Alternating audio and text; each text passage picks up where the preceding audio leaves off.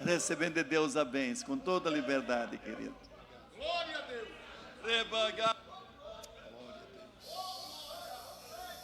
Glória a Deus. Glória a Deus. Meus amados irmãos, a paz do Senhor Jesus a todos. Queridos, aproveitando o bom momento que nós estamos mais uma vez sobre nossos pés, eu quero convidá-los para uma leitura da palavra do Senhor nosso Deus, que está no Salmo de número 24, Salmo de número 24.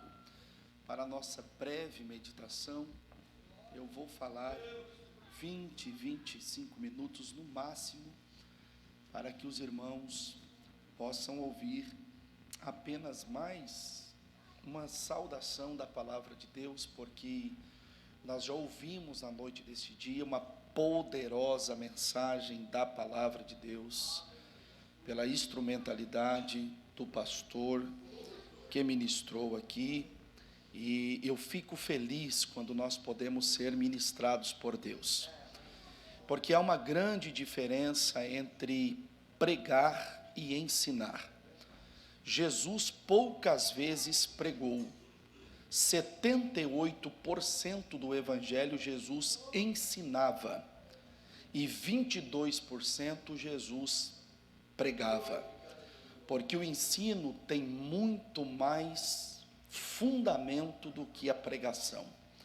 Quero louvar a Deus pela vida do pastor que ministrou a palavra de Deus, muito feliz na sua colocação, e também louvar a Deus pela vida do meu amigo, nosso pai espiritual, pastor Nelson, pastor presidente desta igreja, que sempre que estamos aqui perto, temos o privilégio de poder cooperar e servir a igreja do Senhor Jesus, aqui na cidade de Bagé. Deus abençoe aos pastores, aos amigos, que aqui já constituímos. Queridos, aqueles que encontraram o Salmo de número 24, por gentileza, digam glória a Deus. Glória a Deus.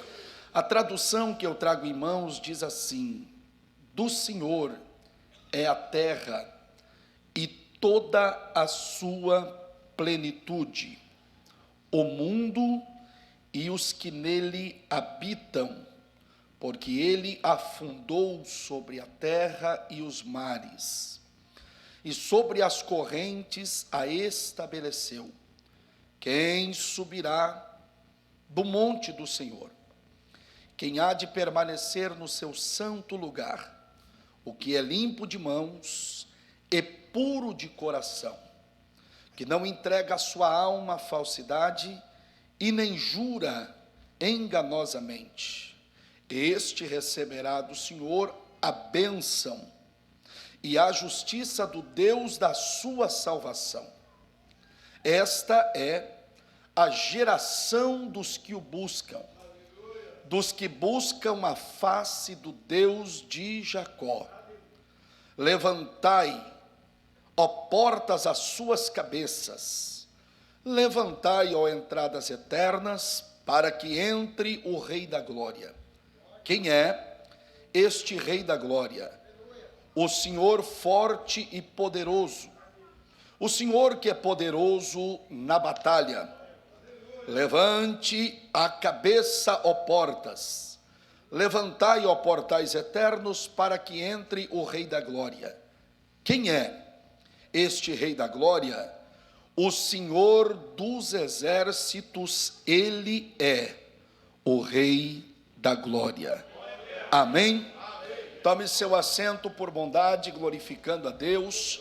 Louvar a Deus pela vida do evangelista, irmão Fabiano, Mateus, todos esses amigos que Deus nos deu aqui. Queridos irmãos, rapidamente, o Salmo de número 24 é o primeiro salmo de um grupo de 3 poemas que tem como a finalidade tornar Deus mais exaltado do que Deus já é. Se você observar a epígrafe textual do Salmo de número 24, está dizendo que este salmo foi relatado, cantado pelo salmista Davi.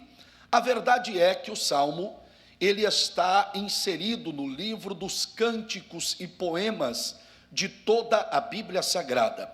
Haja vista que tem pessoas que dizem que todos os 150 números que tem em Salmo, eles foram escritos por Davi. Porém não, homens tão aquebrantados quanto Davi, como Emã, Etã, Moisés, Zacarias e tantos outros homens de Deus, escreveram salmos de louvor a Deus. Davi é o mais conhecido de todos eles, porque dentre os 150 números que existem em Salmos, pelo menos 74 aproximadamente são de autoria de Davi.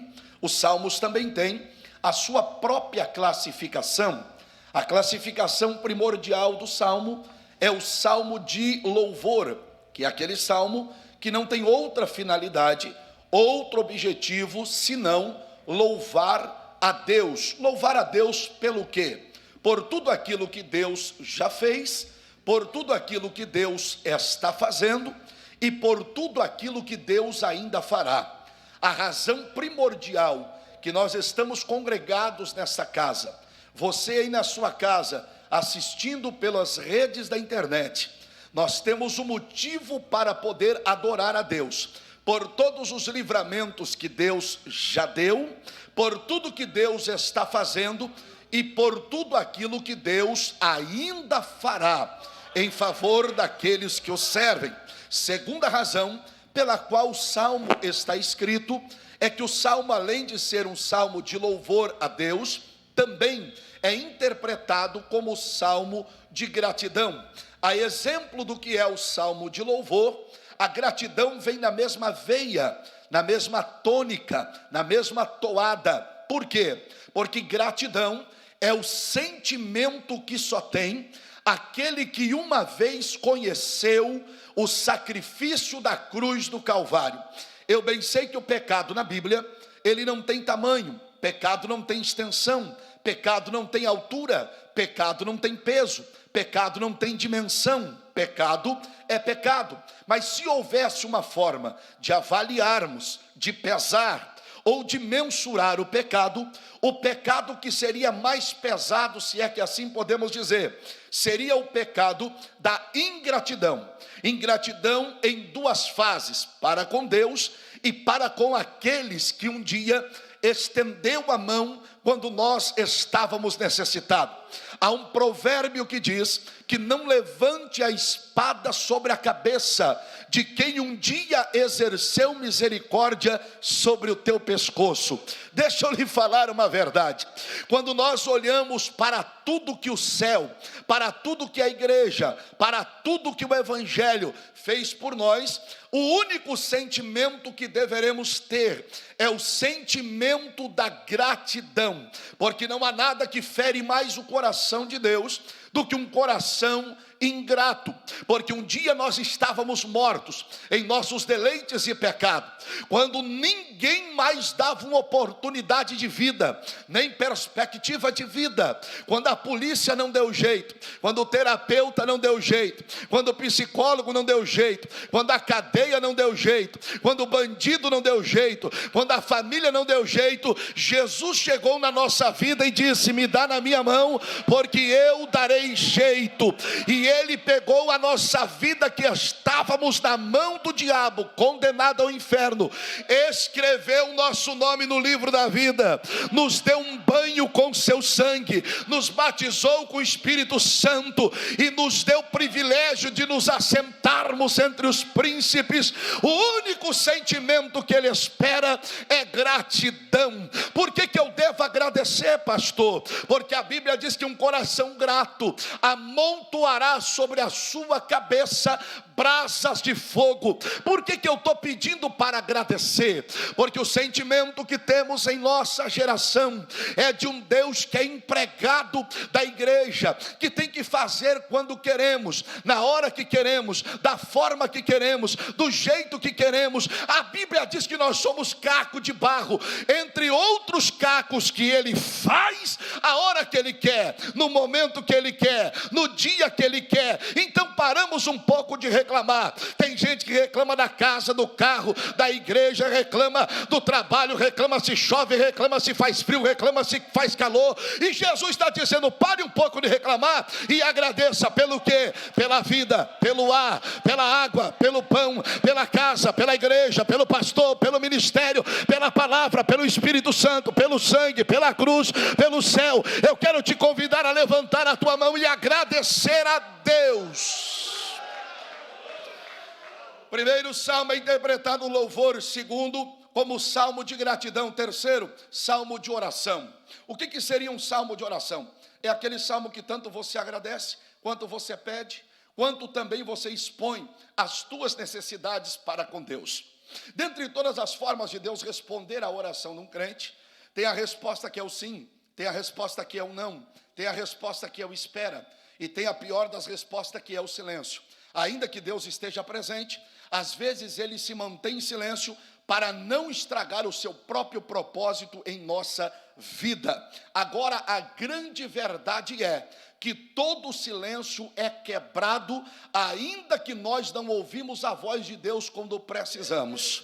Glória seja o nome de Jesus. Agora deixa eu lhe falar que dentre todas as verdades do número de salmos, principalmente o de salmo de número 24, pelo menos 3 verdades simples e básicas estão dentro deste salmo. Primeira verdade é que aqui a Bíblia está declarando a grandeza, o senhorio, o total controle, o total absoluto poder de Deus sobre este salmo. Versículo 1, a Bíblia está dizendo que do Senhor é a terra e a plenitude, e o mundo e aqueles que nele habitam. Haja vista que existem alguns pseudos do cristianismo, que parece que são mais advogados do diabo do que defensores da fé cristã, quando eles estão dizendo: pastor, o mundo jaz do maligno. Primeiro que não é jaz do, é jaz no estado de estar, mas não permanecerá, no estado intermediário de estar.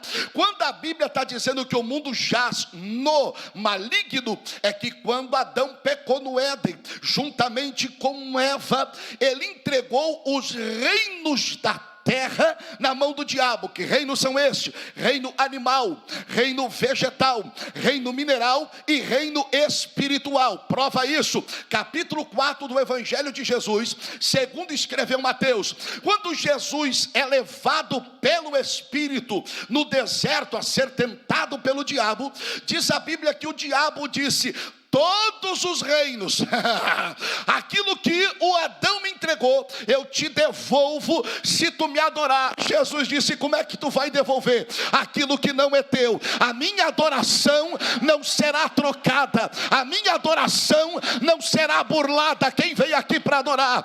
Então a terra pertence ao Senhor, a grandeza pertence a Deus. E deixa eu lhe falar que o Deus que essa igreja serve é maior do que você possa imaginar ou deduzir. Quem pode glorificar a Deus por isso? Um certo dia, profeta Isaías foi indagado e disseram assim: ô Isaías, qual é o tamanho do teu Deus? Ele disse: não tem como mensurar, não tem como deduzir, não tem como explicar, não tem como avaliar o tamanho do meu Deus. Ele disse assim: mas nos dá um parecer. Ele disse: eu vou usar uma linguagem simples para que vocês entendam. O Deus que esta igreja serve é tão grande que Ele está sentado no seu trono, e que a terra é o escabelo, é o banco que Deus coloca os pés em cima para descansar. Ele disse: o teu Deus é tão grande que as nuvens que tem no céu, ela é a poeira dos pés de Deus. O teu Deus é tão grande que Ele está sentado no seu trono e Ele olha para os moradores da terra como gafanhoto e pó miúdo. Ele disse: o nosso Deus é tão grande que Ele encerra os 4 ventos no punho do seu braço. O nosso Deus é tão grande que quando Ele foi medir o profundo do mar, que a região mais profunda do mar tem 37 mil metros de profundidade, Ele disse: não coube nem o antebraço, nem o braço inteiro, só coube o punho, porque o teu Deus é grande. Ele disse: o teu Deus é tão grande, que Ele está sentado no seu trono, e que Ele chama uma por uma das estrelas pelo teu nome. A Bíblia diz que Ele é tão grande, que o teu nome está escrito na palma da mão de Deus. Ei, olhe para cá. Quando você tem que anotar um bilhete às pressas, e não tem papel, aonde você anota? É na palma da mão. Sabe o que a Bíblia está sugerindo? Que todo dia Deus lembra na tua casa, que todo dia Deus lembra na tua família, que todo dia Deus lembra de você. Agora, sabe o que me chama a atenção? É que um Deus tão grande quanto esse cabe guardado dentro do meu coração e do teu. Quem pode levantar a mão e glorificar a Deus?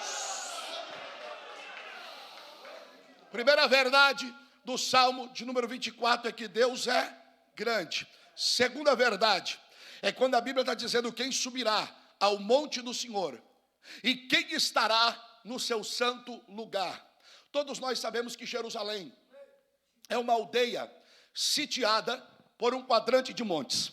Em um lado tem o Gerezim, no outro tem o Tabor, no outro tem o Carmelo, tem montes para tudo que é lado. Em cada um desses montes tem um altar levantado ao Senhor em um episódio de livramento que Deus já deu. Porém, deixa eu lhe falar que existem 4 ventos que assolam Israel durante o ano: o vento do norte, o vento do leste, o vento do oeste e um quarto vento chamado Siroco. Este último vento, quando ele vem trazendo uma tempestade de areia do deserto, numa velocidade de 80 a 90 quilômetros por hora. Quando ele entra por dentro dos canais de Jerusalém, com areia abrasante de quase 57 a 60 graus, tudo que é verde, pastor, tudo que é nutritivo, tudo que é planta, tudo que é fruta, tudo que é verdura, a lavoura é devastada pela tempestade de areia e pela tempestade calorosa. A própria Jerusalém, Israel, fica cinza, destruída, fica arrebentada. Porém, quando não há mais uma estimativa de vida, então eles vão para os muros das lamentações e levantam as mãos para o céu. Olha o que Deus está me dando aqui. E eles fazem a oração que Sunamita fez, e eles gritam: levanta-te, ó vento norte, e vem, ó vento sul, e sopra no jardim do meu amado, porque o tempo de cantar chegou. Olhe para cá para você entender. Por que eles clamam pelo vento sul? Porque o vento sul, ele bate no Monte Hermon. Que monte é este? É o pisco mais alto de Jerusalém. E por causa da altura e da reação térmica de 0 à noite, em cima desse monte cria-se uma touca, uma capaduca de neve, e ela fica acumulando durante 3 meses. Quando o vento sul bate naquela neve, ela derrete como orvalho e vai entrando pelos canais de Jerusalém. Aonde está seco, passa a ter vida. Aonde está morto, passa a ressuscitar. Aonde está caído, passa a levantar. Prova na Bíblia, Salmo de número 133, a Bíblia está dizendo que é como o orvalho que desce do Monte Hermon. Não entendeu? Deus te trouxe aqui hoje para soprar uma brisa do Espírito sobre a tua vida, para te colocar de pé. Quem pode glorificar a Deus? Por isso, fique de pé comigo, quero orar com você.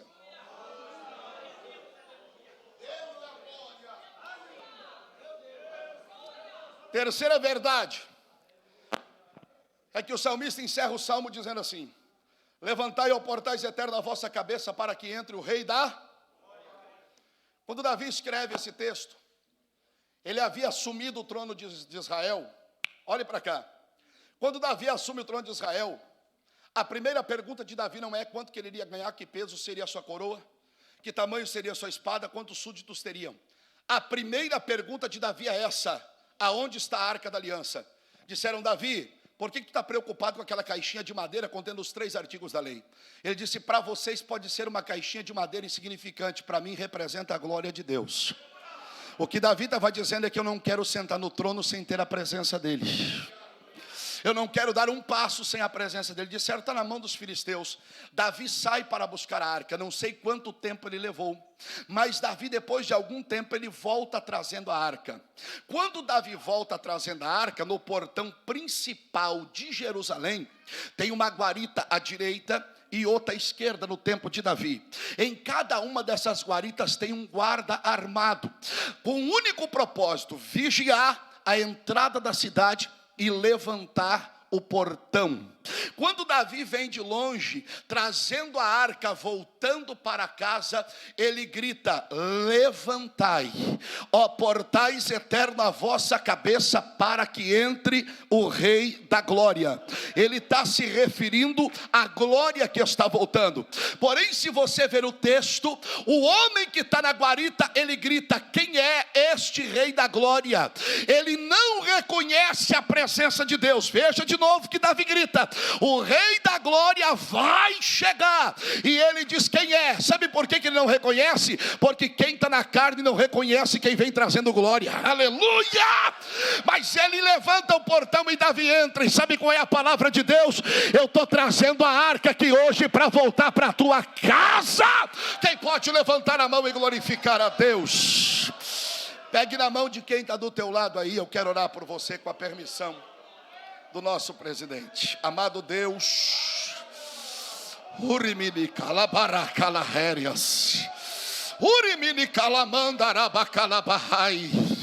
Senhor, poucas igrejas têm o privilégio de ouvir, ó Deus, o ensinamento que nós ouvimos hoje ministrado, que é regra de fé, que é conduta, ó Pai, para a nossa vida. Obrigado, ó Deus, pela palavra que o teu servo ministrou. Obrigado, Senhor, por esta palavra que o Senhor nos deu. Agora, ó Pai, eu quero lhe pedir, pela presença do teu Espírito, que aquele que veio nesta casa em busca de uma resposta, de um socorro da tua parte, eu quero lhe pedir em nome de Jesus, que quem é sensível à voz de Deus, toque ele agora com a presença do teu Espírito e renove-o para a glória do teu nome. Uramacalabahara séria.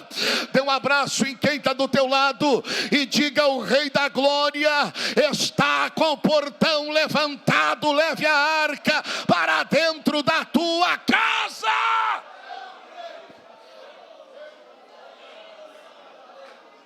Glória a Deus.